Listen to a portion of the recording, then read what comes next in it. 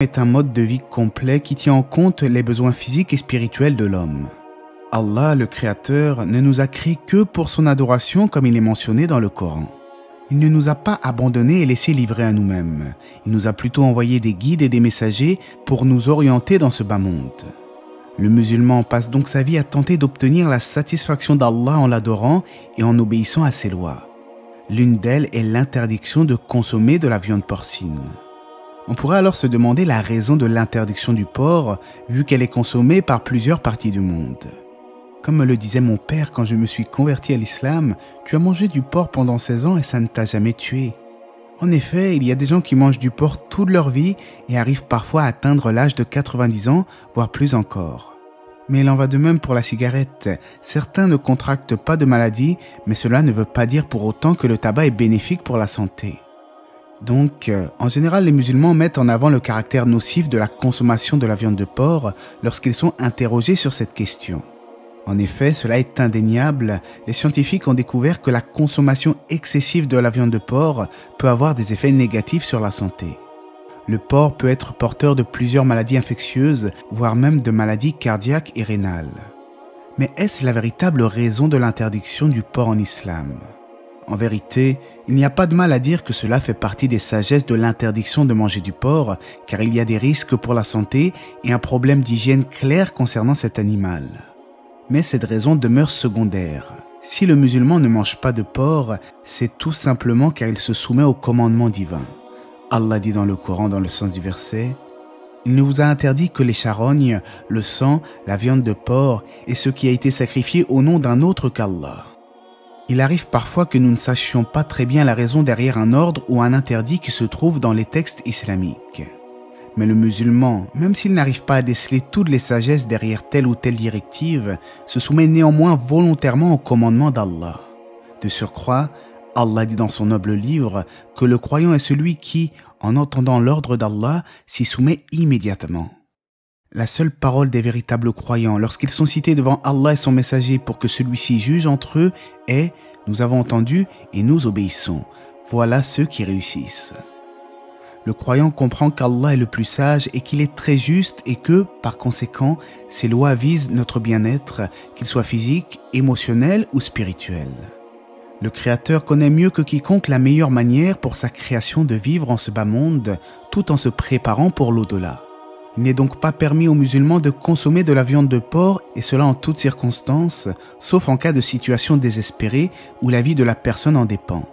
En effet, en cas de nécessité extrême à Daroura, ce qui est interdit peut devenir permis, à l'image de cette personne dans le désert qui ne trouverait que de la viande de porc pour survivre. En auquel cas, il est alors permis exceptionnellement de consommer de la viande de porc afin de préserver la vie de l'individu.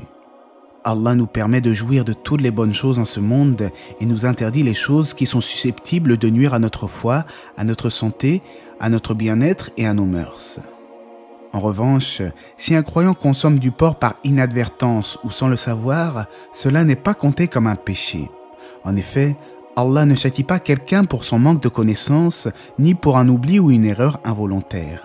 Mais si le croyant sait avec certitude qu'une nourriture ou une boisson contient du porc, il lui est alors interdit de le consommer. S'il a des doutes, il doit faire des efforts pour s'informer correctement ou alors s'abstenir. De nos jours, il est très facile d'obtenir les listes d'ingrédients de la plupart des produits et c'est pourquoi le musulman s'efforce de ne consommer que ce qui est permis, même si cela implique qu'il fasse des efforts ou des dépenses supplémentaires. Comme nous l'avons vu, la première raison qui pousse les musulmans à ne pas manger de porc n'est autre que la soumission aux ordres divins. C'est comme le mois de Ramadan, nous savons que le jeûne est bon pour la santé et cela est scientifiquement prouvé. Mais l'intention du jeûneur, c'est d'adorer Allah et non de prendre soin de sa santé. Bien entendu, si des bénéfices physiques découlent d'une adoration, alors tous les louanges reviennent à Allah. La raison secondaire, ou plutôt l'une des sagesses derrière l'interdiction du porc, c'est bien entendu lié à sa saleté. Il est connu même chez les non-musulmans que le porc est sale et qu'il se nourrit de tout et n'importe quoi, c'est une réalité. Les porcs sont omnivores et mangent donc à peu près tout et n'importe quoi, incluant les insectes morts, les vers, les charognes, les ordures et même d'autres porcs dans certaines situations. Ils possèdent peu de glandes sudoripares, ce qui fait que leur corps est incapable de se débarrasser entièrement de ces toxines. Le microbiologiste et expert en immunologie Graham Burgess a dit « Nous considérons donc le porc comme un terreau extrêmement fertile pour plusieurs types de virus et nous savons qu'il peut jouer un rôle dominant dans la transmission de nouveaux virus. » En effet, le porc est connu pour abriter toutes sortes de parasites, de bactéries et de virus qui ne sont pas connus dans les pays musulmans. Les porcs vivent souvent dans des endroits restreints et malpropres et des études démontrent qu'ils abritent des bactéries de plus en plus résistantes aux antibiotiques. Ces bactéries entrent ensuite dans la chaîne alimentaire et des études aux États-Unis indiquent que 49% des porcs et 45% de ceux qui travaillent avec les porcs abritent maintenant ces bactéries responsables de la mort de plus de 18 000 personnes par année aux États-Unis. Mais Allah dit dans le Coran, dans le sens du verset, dit « Dans ce qui m'a été révélé, je ne trouve aucune viande qui soit interdite à celui qui souhaite en manger à part les charognes, le sang qu'on a fait couler ou la chair de porc, car c'est vraiment une souillure, ou ceux qui, par transgression, a été sacrifié au nom d'un autre qu'Allah. » Les musulmans s'abstiennent donc de consommer du porc parce qu'Allah leur a interdit. De surcroît, les recherches sur l'anatomie du porc et son mode de vie nous apprennent qu'il s'agit certainement d'un animal malpropre. Ceux qui souhaitent donc consommer de la nourriture saine, naturelle et pure devraient plutôt s'abstenir de consommer de la viande porcine. Et un dernier petit rappel, parfois on voit certains musulmans qui ont grandi dans des familles musulmanes et qui se moquent par exemple de leurs collègues ou des gens de leur entourage lorsqu'ils les voient manger du porc, des non-musulmans bien entendu. Or, ce n'est pas comme ça que vous allez donner une bonne image de l'islam, en démontrant que la seule chose qui caractérise votre spiritualité ne se résume qu'à un certain régime alimentaire. Or, le véritable croyant ne se moque pas des autres, il montre plutôt une bonne image de l'islam, en expliquant par exemple que le principe fondamental du croyant c'est le tawhid, le monothéisme pur, la croyance en Allah, en ses anges, en ses livres, en ses messagers, au jour dernier et au destin bon ou mauvais. Et en effet, il ne faut pas se restreindre à expliquer que le porc serait impropre à la consommation, mais il faut bien développer en expliquant qu'avant toute chose, le croyant œuvre pour l'adoration d'Allah, pour se soumettre aux commandements divins.